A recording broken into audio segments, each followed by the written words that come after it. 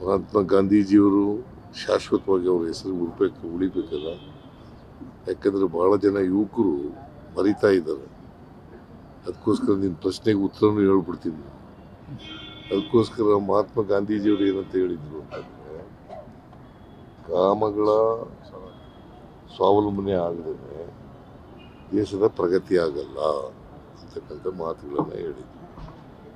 ಗ್ರಾಮಗಳು ಸ್ವಾವಲಂಬನೆ ಆಗಲ್ಲ, ಆರ್ಥಿಕವಾಗಿ, ಸಾಮಾಜಿಕವಾಗಿ, ರಾಜಕೀಯವಾಗಿ, ಶೈಕ್ಷಣಿಕವಾಗಿ ಸ್ವಾವಲಂಬನೆಯನ್ನು ಕಾಣಬೇಕು. ಅವು ಕಂಡಾಗ ಮಾತ್ರ ದೇಶದ ಪ್ರಗತಿ ಆಗಲಿಕ್ಕೆ ಸಾಧ್ಯ ಆಗ್ತದೆ. ಯಾಕಂದರೆ ಭಾರತ ಹಳ್ಳಿಗಳ ದೇಶ. ಮಹಾತ್ಮ ಗಾಂಧೀಜಿಯವರು ಹೇಳಿದಂಥ ಕಾಲದಲ್ಲಿ ಸುಮಾರು 180% ಹಳ್ಳಿಗಾಡಿನಲ್ಲಿ ವಾಸ ಮಾಡ್ತಾಯಿದ್ರು. ಅದರಿಂದ ಆ ಮಾತನ್ನು ಹೇಳಿದ್ರು, ಹಳ್ಳಿಗಳು ಉದ್ಧಾರ ಆಗದೇನೆ ದೇಶ ಉದ್ಧಾರ ಆಗಲ್ಲ. ಅದನ್ನು ನೆನೆಸ್ಕೊಂಡು ನಾವು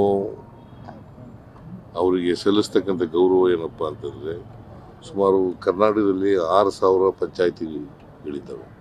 ಸುಮಾರು 6,000 ಪಂಚಾಯಿತಿ ಕಟ್ಟಡಗಳಿದ್ದಾವಲ್ಲ, ಅವ್ರ ಹೆಸರು ಇಡ್ತಕ್ಕಂಥದ್ದು. ಅದನ್ನು ನಾವು ತೀರ್ಮಾನ ಮಾಡಿ ಗ್ರಾಮ ಸ್ವರಾಜ್ಯ ಕಲ್ಪನೆ, ಗ್ರಾಮ ಸುರಾಜ್ ಅದರ ಕಲ್ಪನೆಯನ್ನು ಕೊಟ್ಟವರು ಮಹಾತ್ಮ ಗಾಂಧಿ. ಗ್ರಾಮಗಳು ಸ್ವತಂತ್ರ ಆಗಬೇಕು. ಅವ್ರು ಹಿಂಗೆ ಬಯಸಿದ್ರು ಅಂತಂದರೆ, ಹಳ್ಳಿಗಳು ಸ್ವಾವಲಂಬನೆಯಾಗಿ ಹಳ್ಳಿಯಿಂದ ದಿಲ್ಲಿಗೆ ಹೋಗ್ಬೇಕು, ದಿಲ್ಲಿಯಿಂದ ಹಳ್ಳಿಗೆ ಬರಬಾರ್ದು. ಸೊ ಅಂಥವರು ನಮ್ಮನ್ನು ಅಗಲಿದ್ದಾರೆ. ಅದು ಹುತಾತ್ಮರಾಗಿದ್ದಾರೆ,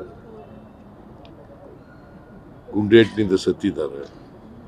ಅದು ಎಲ್ರಿಗೂ, ನಮ್ಮ ಭಾರತೀಯರೆಲ್ರಿಗೂ ಕೂಡ ನೋವನ್ನುಂಟು ಮಾಡ್ತಕ್ಕಂಥ ಸಂಗತಿ ಅಂತಕ್ಕಂಥ ಮಾತುಗಳನ್ನು ಸಂದರ್ಭದಲ್ಲಿ ಬಯಸ್ತಾ ಇದ್ದಾರೆ.